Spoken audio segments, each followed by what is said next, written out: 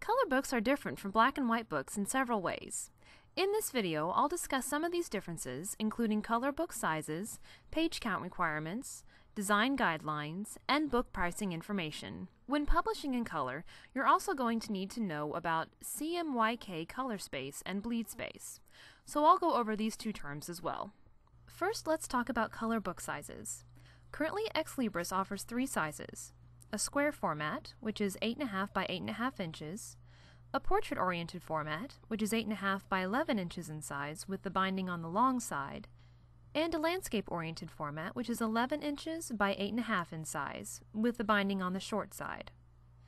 Color books can be printed with as few as 24 pages and as many as 250 pages.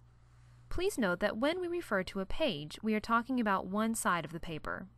A 24-page book, for example, would appear to contain 12 pieces of paper, but since we print on both sides of that paper, there are actually 24 pages of content. The final page count for your book must be divisible by 4. We will add however many blank pages are necessary to the end of your book to meet this requirement.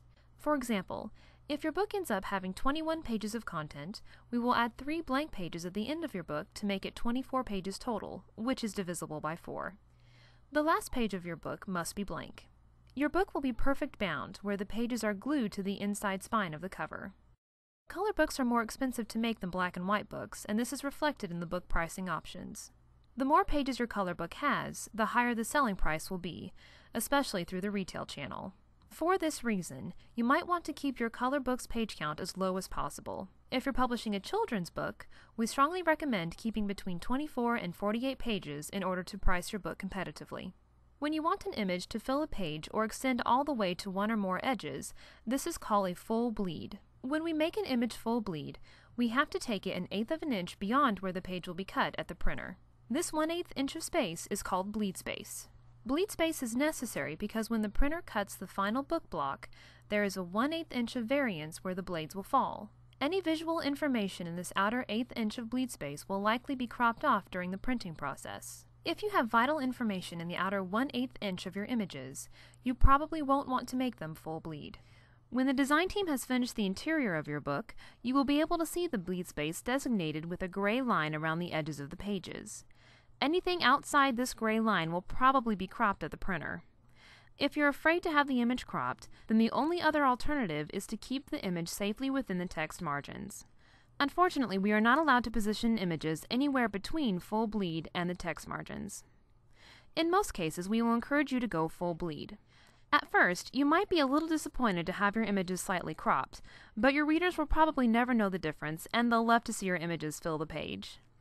When laying out the content of your color book, your design team will do the best they can to position your images where they are supposed to go. There are several factors that will determine your book's layout possibilities. The most limiting factor is often the size and resolution of the images.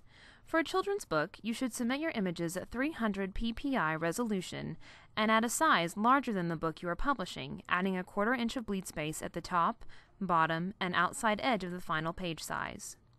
If your images aren't bigger than the final page size, your design team won't be able to consider doing any full bleeds. If you intend to place text on top of your images, please do not send them in that way. Send the text and images separately, with image placement instructions in the manuscript. Or you can submit the text and image in a layered file format, such as Photoshop. If we cannot pull your text and images apart, this could lead to complications or delays in your book's production. Additionally, if you're putting text on top of your images, please be sure to give enough room for the text. Keep in mind that your text should not get any closer than 1 inch from the edge of your image, or we will not be able to make the image full bleed. Another thing to keep in mind is the layout of facing pages, also called double page spreads. In some books, particularly children's books, the text and images are meant to be across from each other on facing pages. When reviewing the interior your design team has assembled, keep in mind that even number pages will always be left-facing, and odd number pages will always be right-facing. Page 1, for example, will always be a right-hand page. After you turn that page, pages 2 and 3 will be facing each other, and then pages 4 and 5 will be across from each other, and so on. RGB stands for red, green, blue, the primary colors of light.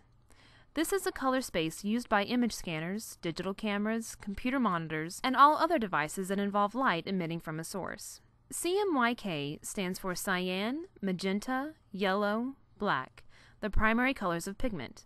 CMYK is the predominant color space used in the printing industry where colors are not backed by light. Any color images that appear on your cover or inside a color book must be CMYK. It is best if you can convert your images to CMYK yourself so you can see exactly how the images will look before you send them to us. Otherwise, we will perform a standard color mode conversion on your images to make them CMYK printer compliant. The difference between RGB and CMYK usually isn't noticeable in photographs, but you may notice a slight color variation in a rich background color or in colors that approximate a neon effect. These vibrant RGB colors won't look bad when converted to CMYK, but they will look different, usually a little more subdued. Our printers will do everything possible to ensure your book's colors are printed as accurately and consistently as possible. There is, however, an acceptable narrow range of color variants that printers use as a guideline. Blues will remain blue and reds will remain red, but you may see a small variance in the color's brightness or hue, especially in books printed at different times or at different printers. You may even notice such slight differences in other books, greeting cards, or printed materials at retail stores. Slight difference within the allowable variants are a normal part of the printing process. If you have any questions or concerns about publishing in full color, please contact customer service at 1-888-795-4274.